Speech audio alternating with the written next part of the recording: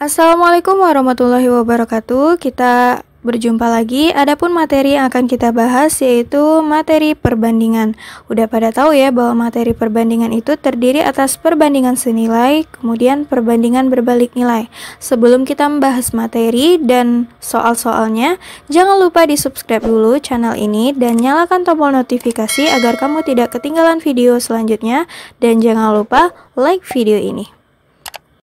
Sebelum kita masuk ke contoh soal, alangkah lebih baiknya kita mengetahui terlebih dahulu apakah perbedaan antara perbandingan senilai dengan perbandingan berbalik nilai. Oke, perbandingan senilai. Perbandingan senilai ini adalah perbandingan yang memiliki nilai yang sama. Jadi, jika suatu variabel itu bertambah, maka variabel lain juga akan bertambah. Contohnya, banyaknya barang dengan harga barang, jumlah pekerja dengan upah yang dikeluarkan, jumlah uang tabungan dengan waktu penyimpanan. Nah, dari contoh ini sudah nampak ya, jika suatu variabel itu bertambah, maka variabel lainnya juga akan bertambah. Sehingga adapun rumus cepat yang bisa kita kerjakan pada soal untuk menyelesaikan soal dari perbandingan senilai yaitu A1 per B1 sama dengan A2 per B2, di mana variabel A maupun B itu saling sebanding ya, tidak berbalik nilai. Oke, bagaimana dengan perbandingan berbalik nilai? Perbandingan berbalik nilai ini adalah perbandingan di mana satu variabel bertambah, maka variabel lain berkurang. Nah, ini yang membedakan dengan perbandingan senilai. Kalau perbandingan senilai tadi, suatu variabel jika bertambah, maka variabel lain juga akan bertambah. Kalau perbandingan berbalik nilai, variabel bertambah, variabel lain malah akan berkurang. Adapun contoh dari perbandingan berbalik nilai ini yaitu banyak pekerja dengan waktu penyelesaiannya. Kedua, besarnya kecepatan dengan waktu yang ditempuh. Yang ketiga, banyaknya hewan dengan waktu menghabiskan makanannya. Adapun rumus cepat yang bisa kita gunakan untuk menyelesaikan perbandingan berbalik nilai yaitu A1 per B1 sama dengan B2 per A2. Nah, di sini letak perbedaannya ya, di mana variabel A dan B itu saling berbalik, tidak sebanding. Kalau rumus perbandingan senilai tadi dia berbanding lurus. Oke, soal ini akan kakak jelaskan dari soal yang paling mudah hingga ke soal yang tipenya sulit. Oke, soal nomor 1.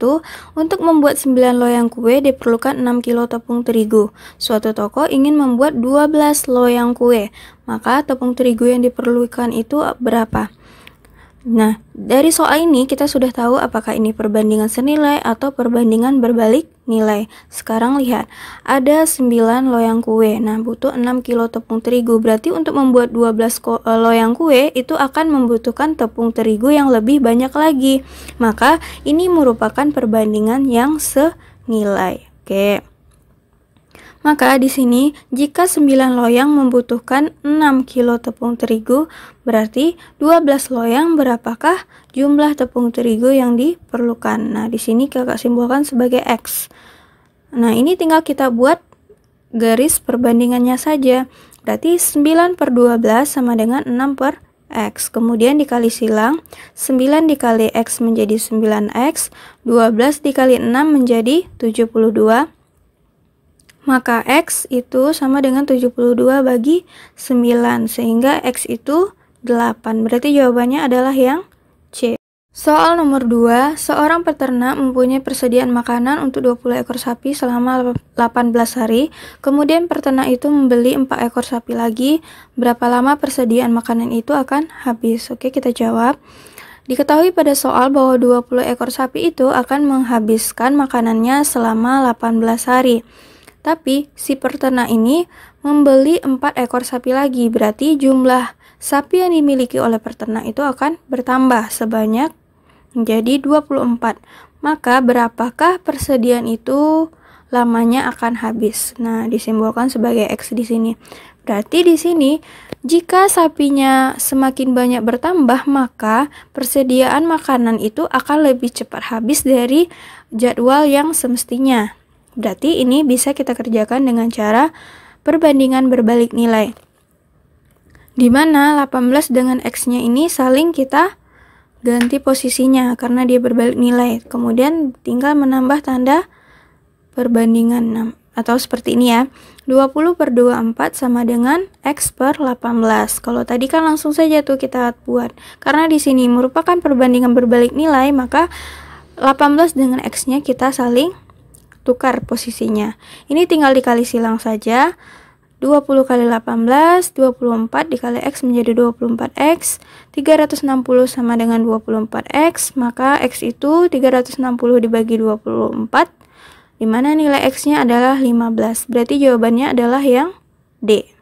Soal nomor 3, pesanan Y lusin baju dapat diselesaikan X orang pekerja konveksi selama 18 hari. Pekerjaan tersebut harus selesai dalam 12 hari. Manakah hubungan yang benar antara kuantitas P dan Q berikut berdasarkan informasi yang diberikan, di mana P itu merupakan pernyataan untuk jumlah pekerja tambahan, sedangkan Q itu merupakan 3/2X. Nah, A sampai E itu merupakan option dari jawabannya. Berarti untuk menjawab option jawaban dari A sampai E, itu kita perlu membuktikan berapakah nilai dari pernyataan P dan Q ini, apakah dia lebih besar, kecil, sama, atau bagaimana. Oke, kita jawab. Di soal dinyatakan bahwa sebanyak Y baju atau Y lusin baju itu akan dikerjakan oleh X orang. Nah, X ini kita tidak tahu berapa jumlah dari orangnya, tapi di sini dinyatakan bahwa ada sebanyak X orang pekerja akan menyelesaikan pekerjaan itu selama 18 hari. Kemudian, kalau misalkan pekerjaan itu harus diselesaikan selama 12 hari, berarti berapa banyakkah pekerja yang harus menyelesaikan pekerjaan tersebut dari X orang yang sudah ada. Berarti kita harus tahu berapa jumlah pekerja yang harus ditambahkan agar pekerjaan itu akan selesai selama 12 hari. Berarti ini tinggal kita kalikan. X per N itu sama dengan 12/18, tinggal dikali silang, atau ini bisa disederhanakan terlebih dahulu, boleh juga. Itu akan menjadi 2/3, sehingga kali silang 3X sama dengan 2N, N-nya itu merupakan 3/2X. Karena N ini merupakan 3/2X, maka tambahan pekerjanya itu 3/2X dikurang X. Mengapa kita harus kurang X? Karena orang yang sudah bekerja itu kan sebanyak X orang. Tentu kita harus mengurangkan dengan N ini. N ini merupakan total dari pekerja yang akan bekerja selama 12 hari. Sebenarnya ini pengerjaannya sama seperti perbandingan biasa, cuman karena di sini disimbolkan dengan variabel mungkin agak rancu, sehingga hasil tambahan pekerjaannya menjadi setengah X. Berarti nilai P di sini adalah setengah X. P setengah X, sedangkan Q adalah 3/2X. Maka yang benar itu pernyataannya adalah B. P kecil dari Q. Soal nomor 4, Bapak dan Paman menanam padi pada satu bidang sawah. Bapak dapat mengerjakan sawah dalam 12 hari, sedangkan Paman 6 hari. Seandainya Bapak dan Paman ini bekerja sama, maka pekerjaan itu akan selesai dalam jangka waktu yang berapa? Ini ada rumus cepatnya atau cara cepatnya, yaitu 1/T sama dengan 1/X ditambah 1/Y. Nah, variabel X ini fungsinya bagaimana? Nah, variabel X ini untuk menyatakan hari yang disediakan pada soal yang pertama, kemudian ditambah dengan variabel Y, di mana itu hari yang disediakan pada soal yang keduanya. Nah, ini di soal kan hanya ada dua yang diketahui harinya. Yang pertama ada 12 hari dan 6 hari. Itu tinggal kita jumlahkan saja, tapi dalam bentuk pecahan. Itu adalah merupakan tips atau cara cepat dalam menyelesaikan soal ini. Sehingga 1/T sama dengan 1/X tambah 1/Y, 1/T sama dengan 1/12 ditambah 1/6, 1/T sama dengan 1/12 ditambah 2/12. Ini dapatnya dengan cara menyamakan penjemput antara 12 dengan 6 terlebih dahulu. Kemudian 1/T sama dengan 3/2, 3/12 maksudnya. Tinggal dikali silang sehingga hasil T-nya itu adalah 4. Berarti jawabannya adalah yang C. Soal nomor 5, Pembangunan sebuah gedung direncanakan akan selesai dalam waktu 30 hari oleh 25 orang pekerja. Setelah dikerjakan selama 20 hari, pekerjaan dihentikan selama 8 hari karena ada sesuatu hal. Jika kemampuan bekerja setiap orang sama dan agar gedungnya selesai tepat waktu, maka banyak pekerja tambahan adalah ini merupakan salah satu contoh soal perbandingan yang sering sekali keluar di UTBK 2019 kemarin ya. Maka setidaknya adik-adik tahu bagaimana cara cepat untuk menyelesaikan soal ini. Ini ada tips and triknya. Oke. Adapun cara cepatnya yaitu T sama dengan N dikali H2 per H dikurang H1 dikurang H2. Jadi apakah TN kemudian H ini? Untuk T itu adalah banyak orang tambahan, N itu banyaknya pekerja, H itu adalah hari yang direncanakan, H1 itu adalah hari yang telah dikerjakan, H2 itu adalah hari yang dihentikan. Langsung saja kita masukkan ke rumus. Sehingga T sama dengan 25 kali 8 per 30 kurang 20 kurang 8. Sehingga T itu sama dengan 200 bagi 2. Jadi T-nya itu adalah 100. Jadi tambahan pekerjanya ini adalah sebanyak 100 orang. Cara ini lebih cepat daripada kita mengerjakannya satu persatu dengan cara rumus perbandingan berbalik nilai yang biasa ya. Kalau ini kita langsung dapat hasilnya tanpa harus mengurang lagi dengan pekerjaan yang jumlah pekerja yang sudah ada. Oke, jawabannya adalah D ya. Soal nomor 6, sesuatu pekerjaan dikerjakan oleh 5 orang laki-laki secara bersamaan akan selesai dalam waktu 6 hari. Dan jika dikerjakan oleh 3 orang wanita secara bersamaan akan selesai dalam 20 hari. Jika pekerjaan tersebut dikerjakan bersamaan oleh 2 orang laki-laki dan 2 orang wanita, maka pekerjaan tersebut akan selesai dalam jangka waktu yang berapa hari? Soal ini lebih sulit daripada soal yang kita bahas sebelumnya. Dan soal ini sering keluar di UTBK, jadi adik-adik harus paham bagaimana cara meletakkan perbandingan-perbandingannya. Karena di sini tidak hanya pada laki-laki saja, tetapi ada wanita juga di sini ya, yang akan kita bandingkan.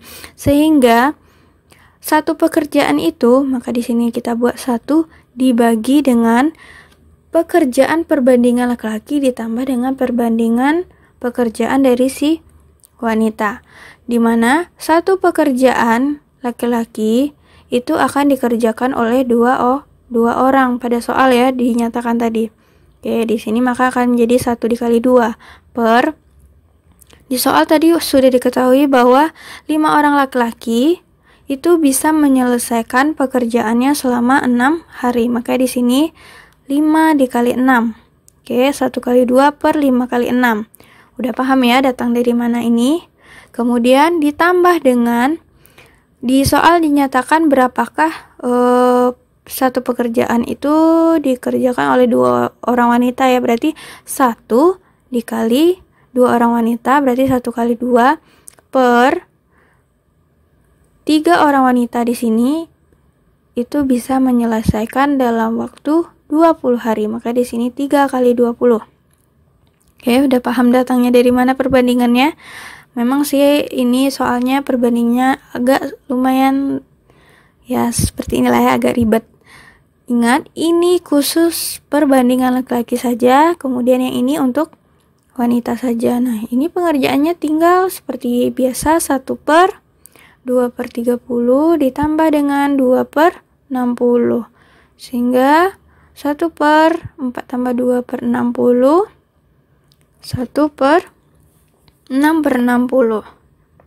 Sehingga menjadi 60 bagi 6, hasilnya 10.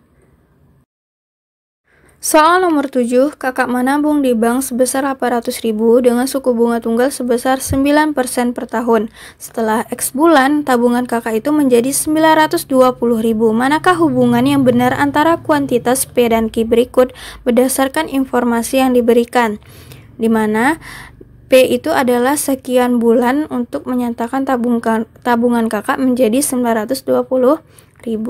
Untuk menjawab soal ini tentu kita harus tahu dulu nilai X-nya sehingga bisa membandingkan nilai P dan Q. Oke, kita jawab. Berarti di sini kita harus tahu dulu berapa bunganya selama per bulan. Dimana rumus dari bunga per bulan itu adalah persen per tahun. Di sini kan dinyatakan bahwa 9% per tahun. Berarti itu kalau kita jadikan pecahan itu akan menjadi 9/100. Kemudian kita kali dengan banyaknya uang mula-mula dibagi dengan 12, di mana 12 ini menyatakan 1 bulan dalam 1 tahun. Sehingga ini disederhanakan menjadi 72.000 dibagi 12, hasilnya 6.000. Berarti bunga dari bank ini selama 1 bulan itu adalah Rp6.000. Bunga selama menabung. Nah, di sini kan uang kakak itu setelah sekian bulan tabungan kakak itu kan menjadi 920.000. Berarti uangnya kan bertambah dari mula-mulanya 800.000. Sehingga 920.000 dikurang 800.000 itu akan menjadi 120.000. Nah, untuk mencari nilai X bulannya tinggal kita bagi 120.000 kita bagi dengan 6.000 sehingga didapati 20 bulan. Berarti selama 20 bulan, maka uang kakak akan menjadi 920.000, di mana uang bunganya 6.000 per bulannya.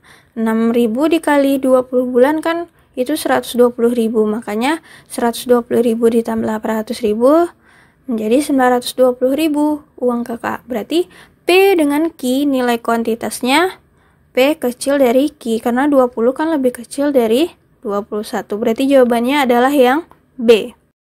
Ini ada soal latihan yang bisa dikerjakan di rumah. Silahkan dikerjakan, jawab soalnya dan jawabannya jangan lupa tinggalkan di kolom komentar. Nah, kalau mau materi lain lagi mau dibahas boleh, terutama materi-materi yang akan dibahas untuk persiapan UTBK ya, karena udah sebentar lagi. Silahkan di komen saja di kolom komentar. Oke, see you my next video. Assalamualaikum warahmatullahi wabarakatuh.